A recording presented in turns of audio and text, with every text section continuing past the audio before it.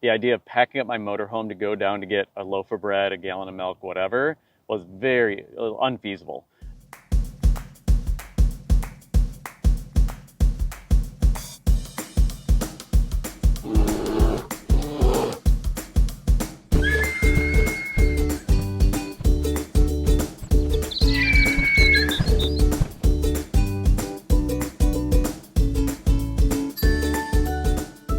Hi everyone, welcome back to my next video. Today I'm here with my good friend Brian, and we're going to talk about towing a vehicle, a towed vehicle behind your RV or whatever you happen to have. You could tow it behind your van.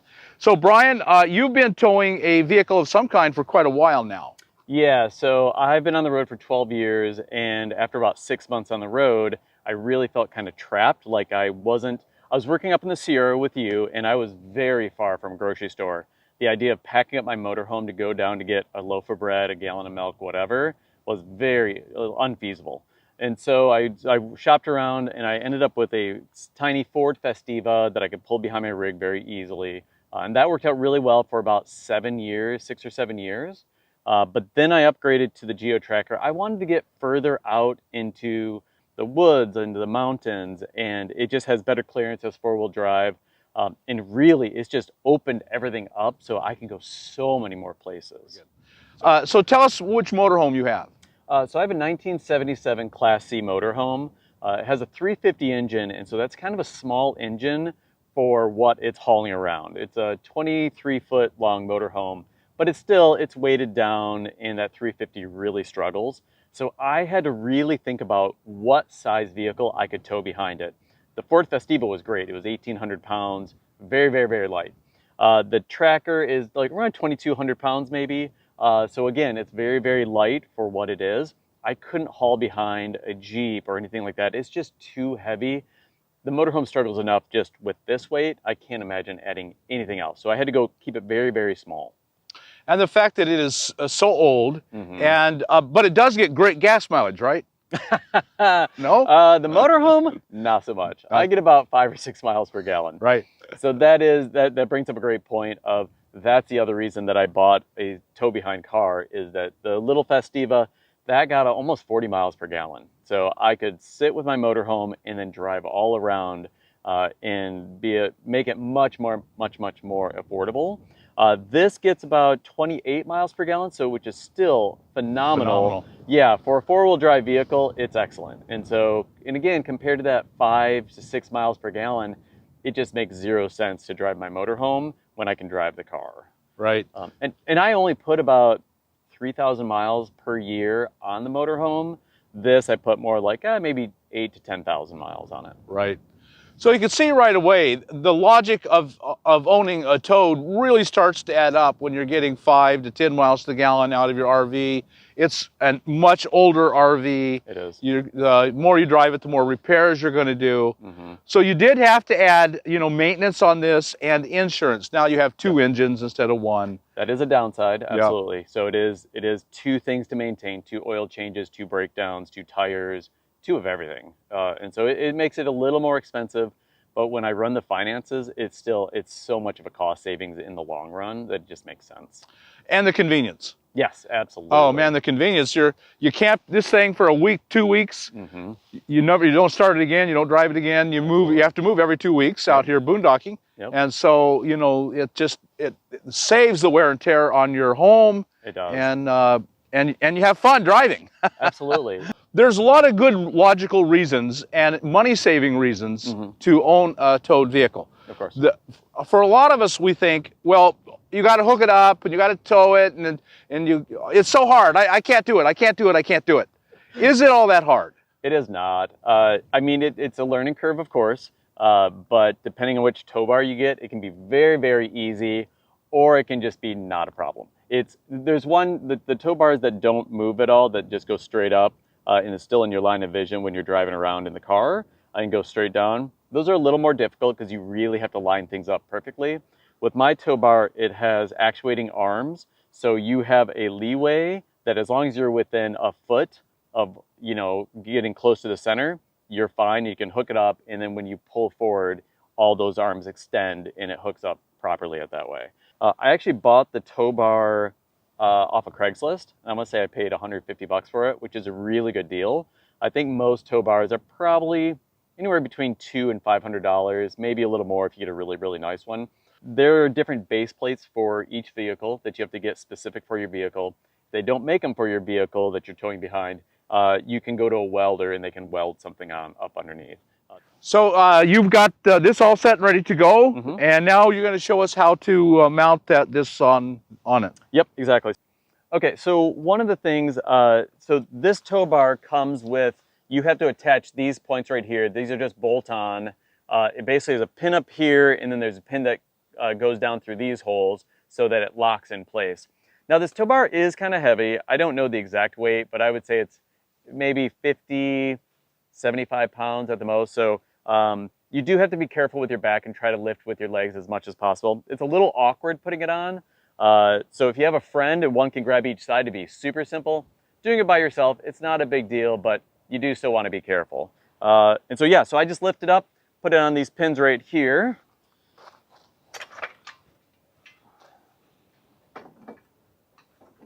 It just slides right in there.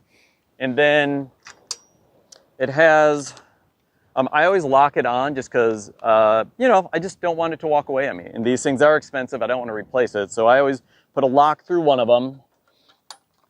Just a simple combination lock. And then it also has a pin that you put through the other one. That just keeps it in place. And that's pretty much it for this portion.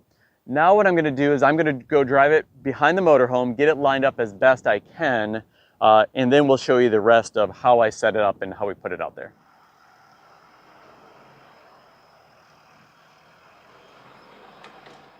So one of the things I do is when I line up and I use the center of the windshield to kind of look at the hitch up over here and make sure that I'm coming in at a straight angle. The easiest thing to do is making sure that you are linear with the motorhome. If you're in an area where you are coming in at an angle, it makes it much more difficult. So try to line it up as best I can. The downside, I have a bike rack on the back of my motorhome. The downside is that I can't just drop the tow bar onto the ball because the bike and the bike rack are in the way. So what I had to do is I have to come a little further back, put the tow bar on the ground, and then I back the motorhome up to it as best I can. So it's a little bigger process, and that is a downside of having the bike on the back. It's pretty simple. This is just held in with a pin right here, a key, right there, and then we rotate this up, put the pin back in place because otherwise I will forget it or lose it, put it in my pocket and never see it again. And now you just slide this over. All right, and I push it down fully. So the idea is that these do extend, these bars, but I want it to be as small as I can because I'm going to back the motorhome up to it and I want to have a little bit of leeway. So I undo this. This is not a super traditional way of, this is not a super traditional clasp for this, but it's just what came with it. Most of them would have a different system, more the traditional with the lever right here. But this one is a collar. It opens up like that. And then when you close it, you push this in and it pops back up. So this is now ready to receive the ball. So what we'll do now is we'll just set it on the ground like that. I'm pretty lined up with the ball right now. So I'm just gonna bring the motorhome back about 2.5 feet. And my ideal situation is I'll get the ball right around here. If I put it over it, I won't be able to get up to it. It'll keep on hitting the underside of the ball. So I have to go a little bit in front of this, and then I'll push it up, or I'll extend the arm so that it actually gets on the ball. So we'll show you that here in a second. So the next step is going to be pulling like this. And again, you're not quite there, but that's the beauty of the arms extending. So now I can extend this arm,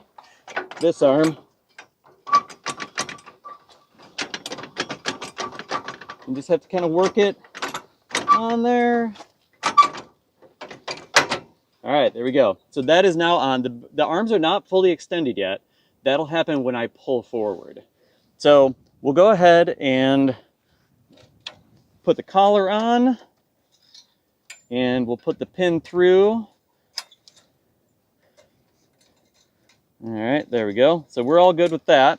And so now we always have to have the safety chain. So I'm going to go ahead and do that right now.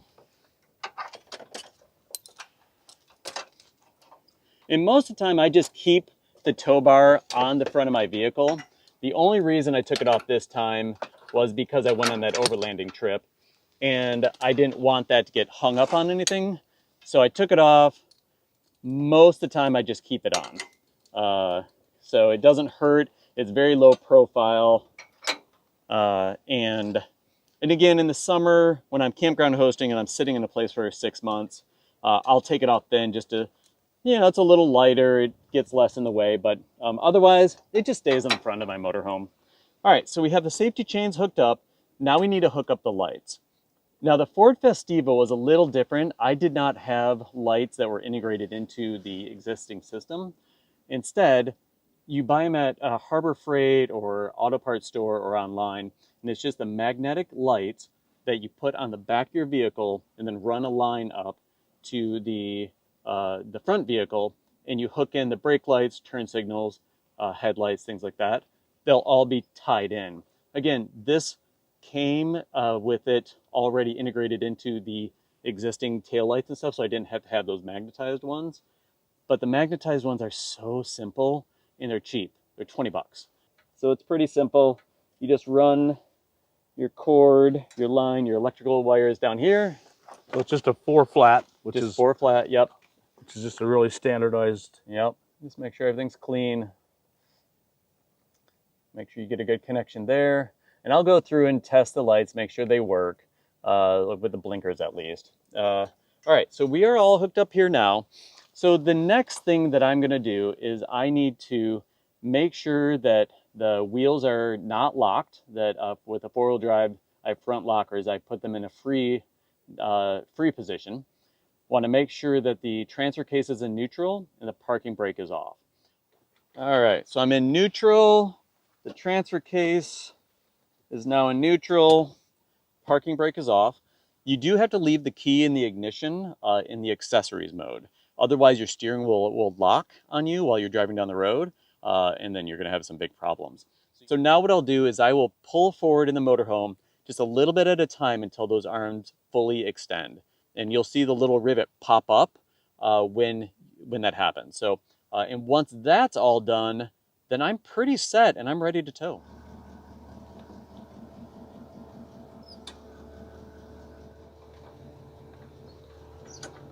Yeah. Okay, so now that I've hooked up, both those pins have popped, everything's fully extended, I'm pretty much ready to go. I'll go through and I'll check the lights, make sure that the blinkers are working, that it's sending the power from the front all the way to the back so people behind me will know if I'm turning or braking. And again, I'll drive forward a little bit, make sure it doesn't look like any of the wheels are dragging. We pulled forward maybe 4 feet or so. And so I would see the skidding if the brakes were engaged. So that looks all good. So at this point, I'm ready to tow. My motorhome's fully packed up. I'm ready to hit the road. So folks, you see it really is not very hard and not all that expensive to hook up. But one problem is it easy to back it up? No, it is not. That is one of the downsides of towing a vehicle like this behind, is that when you have 4 flat on the ground, 4 wheels flat on the ground versus, a dolly, those front wheels may turn. If you start backing up, those front wheels might turn and you'll start hopping. And I've actually done that before on the Ford Festiva. And so it really does make you plan ahead much better, because you're not going to back up with it. Especially if you start making any kind of curve, it's going to jackknife, it's going to be awful. So that is one of the really big downsides. You're towing, you've already got a big vehicle, and you can't back up. So that's kind of a nightmare. For sure. Now, you mentioned a 4 flat. So tell us what 4 flat means and what the alternatives are. Sure. So the 4 flat means that you are towing your vehicle behind you with all 4 wheels of the towed vehicle on the ground. And so you can only do that on certain vehicles. Mostly it's going to be manual transmission vehicles. Right. They do make some aftermarket adaptations you can do for an automatic transmission. It's just much, much more expensive. I want to say it's $1,000 or $2,000 to add that system, and it pushes the transmission fluid around so that it still can drag it down the road.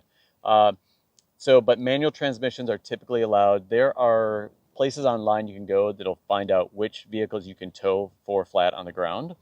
The other option is that you can use a tow dolly, and that is where you put your front wheels up on a dolly it's like a mini trailer, and then you tow it behind that way.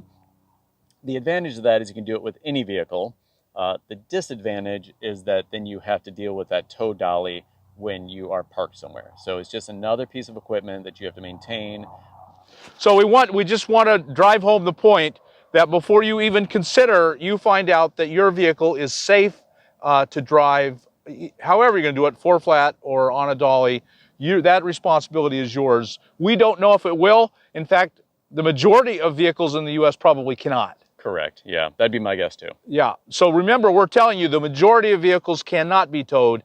You need to confirm that it can be towed. Assume it can't until you know otherwise. Okay, so after, what has it been now? It's been 11 years you've been towing? 12 years, really. 12 years you've been towing, and you're really glad you tow. For you, it's just works super well. Yeah, I would not just have the motorhome by itself. I think that I would feel too trapped and too limited on the scope of things I can do. So yeah, so I absolutely love this system. It's simple. The downside, again, is the maintaining 2 vehicles, 2 insurance policies, things like that. But to me, when I run the finances, it is well worth it. Right, right. So folks, you'll just have to decide for yourself if it's worth it to you. We can't make that determination. It's if you have the extra money, don't ever go into your emergency fund to do this. That would be a horrible, horrible mistake. The last thing you should ever do. Maintain the integrity of your emergency fund no matter what. But it can make sense financially to tow, and it's certainly easier on you. Absolutely, in many ways. And it's fun if you get a tracker. Yeah. Oh these things have become cult-like. They are. They're kind of hard to get these days. Yeah. So they're a blast, though. I definitely recommend them. I mean, no, you shouldn't buy them. Yeah. They'll drive the price up, so yours will be worth more. Well, yeah, but I don't want to sell it, though. Oh, yeah.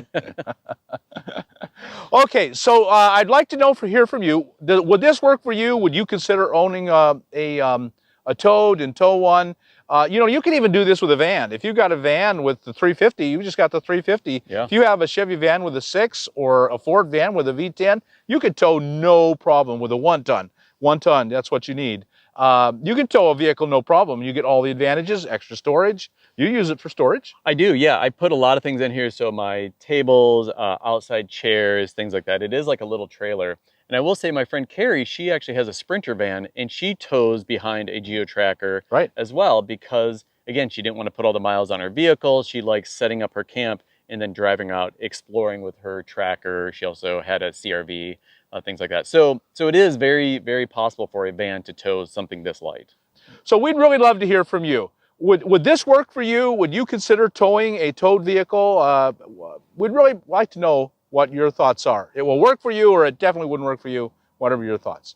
So Brian, thanks for sharing your story with us. I think it'll be really helpful for a lot of people. Oh, I'm glad to share. It's been a blast, so thank you so much. Great, great. So folks, I hope you got something out of this video. If you did, like us on YouTube, subscribe to the channel, hit that thumbs up button, and we'll talk to you later. Bye now.